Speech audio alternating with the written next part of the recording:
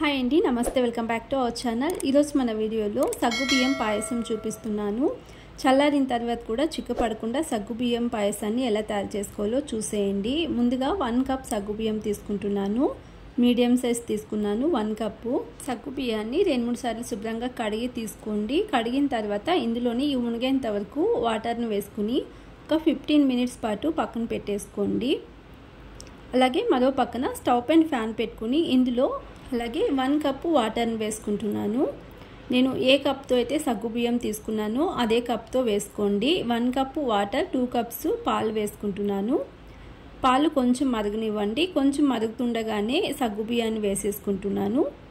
పాలు మరిగేలోపు సగ్గుబియ్యం కూడా ఉడుకుతూ ఉంటాయి, అందుకని ముందుగానే వేసేసుకోండి.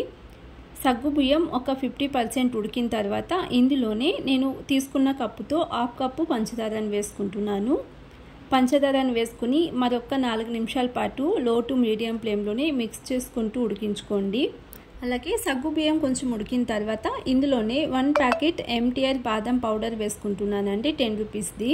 దీనికి బదులు కస్టర్డ్ పౌడర్ అయినా వేసుకోవచ్చు, లేదా ఇలాచీ పౌడర్ అయినా వేసుకోవచ్చు. బాదం పౌడర్ వేయడం వలన ఫ్లేవర్ చాలా బాగుంటుంది పాయసానికి. మరొక 2 నిమిషాల పాటు మిక్స్ చేసుకుని ఉడికించుకుని మరో పక్కన 2 స్పూన్ల నెయ్యిలో జీడిపప్పు కిస్మిస్ వేసుకుని ఫ్రై చేసి పాయసంలో వేసుకుని మిక్స్ చేసుకుని స్టవ్ ఆఫ్ చేసేసుకోండి. ఈ విధంగా చాలా సింపుల్గా ప్రిపేర్ చేసుకోవచ్చు అండి. కొంచెం చల్లారిన తర్వాత చూపిస్తాను.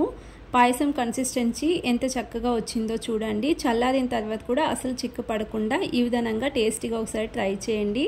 రెసిపీ నచ్చినట్లయితే ప్లీజ్ ఛానల్ని సబ్స్క్రైబ్ చేసుకోండి, లైక్ చేయండి, షేర్ చేయండి. Thanks for watching.